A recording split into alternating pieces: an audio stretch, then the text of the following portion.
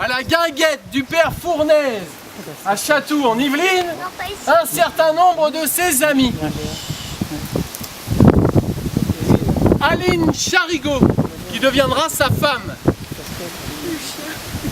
Alphonse Fournaise, le propriétaire de l'auberge.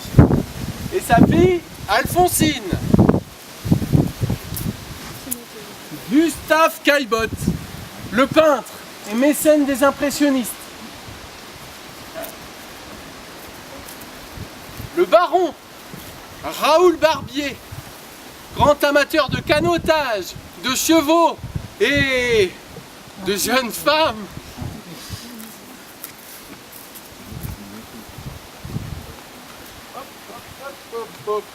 Hélène André, comédienne. Antonio Maggiolo, journaliste. Et Angèle, modèle. Ils posent tous pour la réalisation de son tableau Le déjeuner des canotiers, où le peintre nous fait revivre les week-ends insouciants des canotiers, toujours prêts à faire la fête après une promenade sur la Seine. Ambiance chaleureuse et sereine, joie de vivre.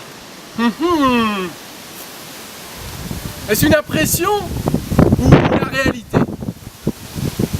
Allons assister à la séance de pause pour répondre à cette question. N'oubliez pas, avec votre carte postale, en venant d'ici, de cadrer pour obtenir le format du tableau. Mon pauvre toutou chéri, ce vilain monsieur Caillebotte se moque de toi. Ou plus probablement de moi. Point, douce Aline. Mais un chien sur une table. Qu'en pensez-vous, Fournaise? Et en effet, dans un établissement respectable comme le mien. Et en plus, en présence de monsieur le baron Raoul Barbier. Il ne vous écoute même pas. Il est bien trop occupé à charmer votre fille Alphonsine. Mais si, nous écoutions. Il m'expliquait seulement ce que veut dire, d'où vient le mot guinguette. Ça viendrait donc du mot guinguette, voilà, qui est le nom d'un vin qui vient d'un vignoble de Paris et que l'on dégustait sur les auberges, dans les auberges de Bordeaux. Et comme si c'était mon genre de courtiser les jeunes filles. Surtout en présence de leur père. N'est-ce pas, Fournaise? Et pourquoi croyez-vous que je suis là, avec tous ces artistes, ces aristocrates libertins? Ouais, vous avez bien raison de vous méfier. Oui. Et surtout quand on est une si jolie fille. Oui. Et pour en revenir à ce que dit Alphonsine, il existe une autre explication.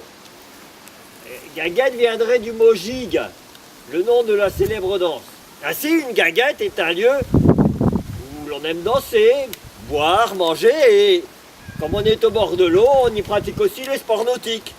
C'est d'ailleurs pour cela que tout ce beau monde est chez vous, Fournaise. Bravo, baron. Montrer son érudition est une bonne technique pour séduire les demoiselles. Mais vous avez un atout supplémentaire, un portefeuille bien garni. Alors, pourquoi venir s'encanailler dans un lieu si populaire? Comme vous, mon cher Caillebotte, pour le plaisir du canotage. Et puis boire et manger, et bien évidemment danser avec de charmantes jeunes femmes, comme Aline, Hélène, Angèle, et sans oublier Alphonsine. Mais voyez-vous, mon cher Caillebotte, quand on a hérité de millions de francs, d'immeubles, de fermes, de rentes ou d'obligations d'État, on peut sans souci se consacrer à la peinture avant-gardiste. On peut même, sans problème, être intransigeant en matière d'art, puisque l'on n'a pas besoin pour vivre de vendre ses chefs-d'œuvre. Ah!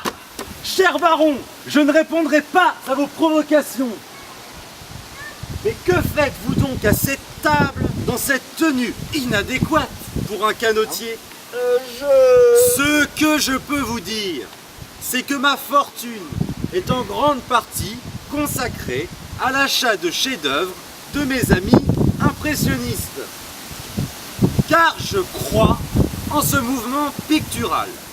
Et si l'on veut qu'il survive, il est nécessaire d'organiser des expositions pour que ces adeptes puissent vivre de leur art. Car je préfère parier sur l'avenir de l'art plutôt que sur le succès d'un canasson. Oh! Allons, allons, messieurs, calmons-nous. Je ne voudrais pas que ce dîner finisse en pugilat. Pensez à ce pauvre Renoir qui s'échine à dessiner, à peindre notre déjeuner comme un moment de convivialité, de plaisir, de bonne humeur. Auguste, toute cette agitation, ça ne te gêne pas? Bah si, c'est vraiment pénible, hein. Mais je vais jouer avec les couleurs, les regards. Et je la réaliserai, malgré vous, là. L'ambiance chaleureuse, détendue, le moment de paix que je souhaitais sur mon tableau. Et vous, ma belle Hélène et le bel Antonio, vous avez l'air de bien vous entendre? Quel secret êtes-vous en train de partager? Rien de méchant. Ayez lui parler de mon boulot de journaliste, si l'on veut. Elle pensait que, puisque j'écris pour le Tribunette, il y a de belles drôles. Malheureusement, ce n'est le cas. Il ne parle pas assez votre langue. Pas drôle, le bel Antonio? Écoutez plutôt les sujets qu'il traite dans son canard. Comment apprendre à séduire une grenouille? Pas l'animal, la baigneuse. Comment habiller son caniche à la mode? Ou comment pisser avec style dans la rue? Vous voyez, rien que des interrogations vitales. Non, non, ce n'est vraiment pas quelqu'un de superficiel. Eh bien, quoi? Ce ne sont pas des choses essentielles? Aussi essentielles que des interrogations sur ta carrière théâtrale, ma chère Hélène? Une mime des Folies Bergères, rêvant de devenir Sarah Bernard et de jouer Phèdre, ça ne manque pas un peu de piquant? Oh, quel goujat! Tu ne l'as pas volé celle-là, hein? Et vous, Angèle? Vous ne dites rien.